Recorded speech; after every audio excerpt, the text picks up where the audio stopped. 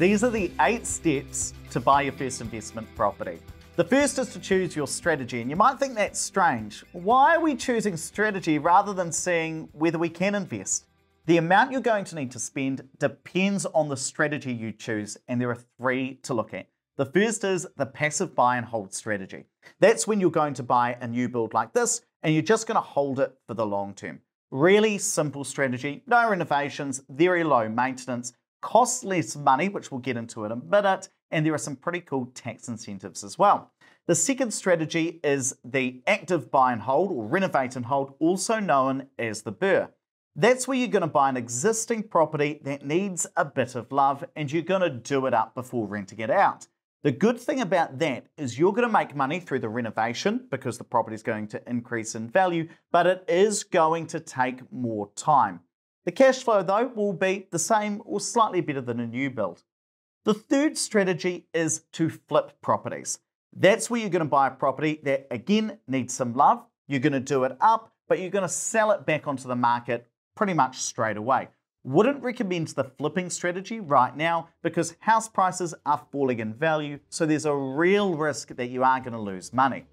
For the rest of the video, we're going to focus on the new build passive buy and hold strategy because that's what we specialize in here at Opus Partners.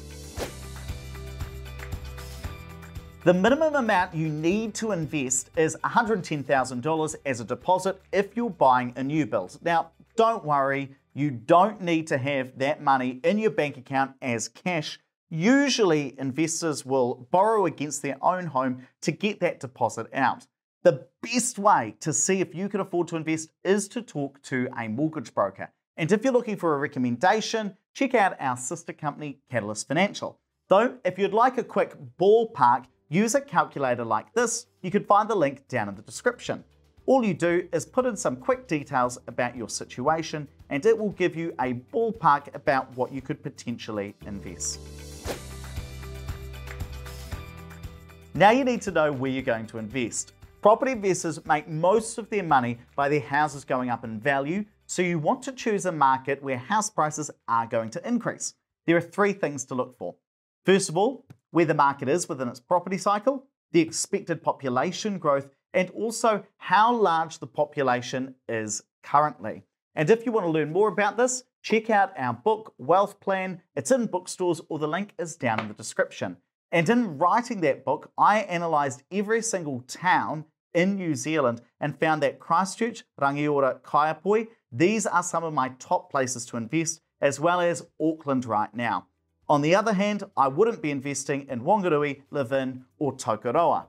But now, although we know where we are going to potentially invest, we also need to figure out what sorts of properties we're going to buy.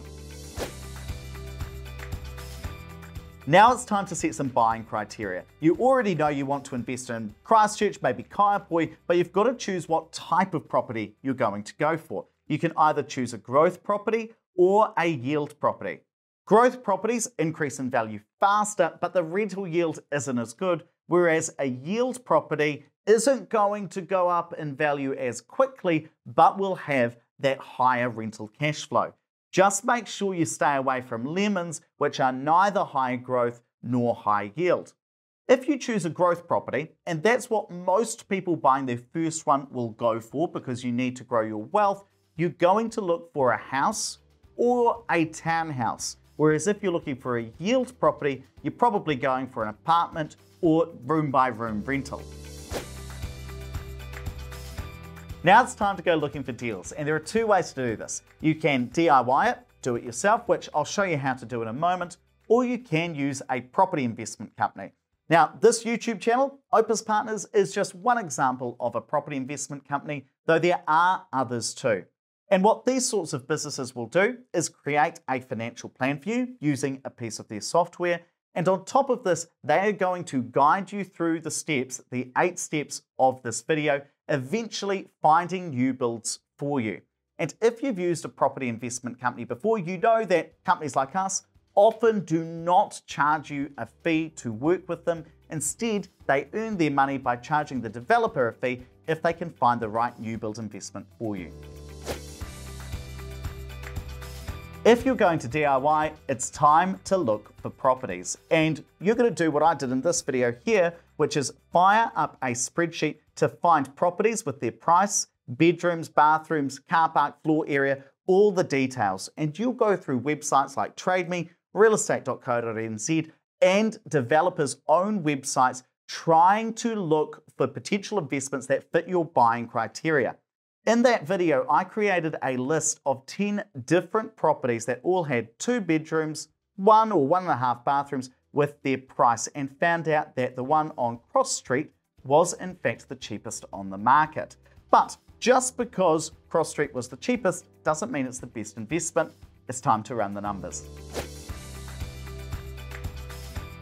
To find the best investment, we take some of the properties on the spreadsheet you've just created and you run them through the Opus Partners Return on Investment calculator.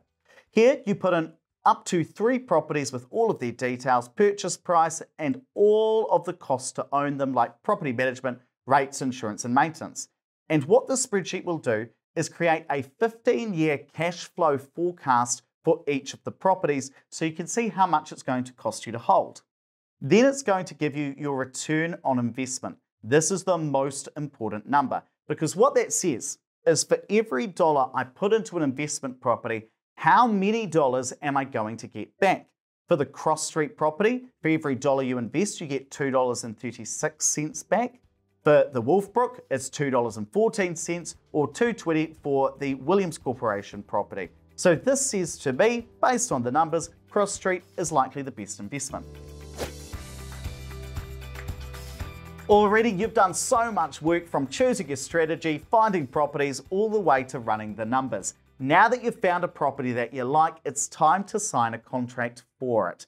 But what's really important to understand is if you sign this contract, that does not commit you to buying the property if you've got a due diligence clause in there. So if I signed this contract, I'd then have 10 days to talk to my lawyer, my accountant, my mortgage broker to make sure that it is the right investment for me. And if you'd like a recommendation on which professionals to use, make sure you subscribe to our YouTube channel because we release new videos every Monday and Wednesday.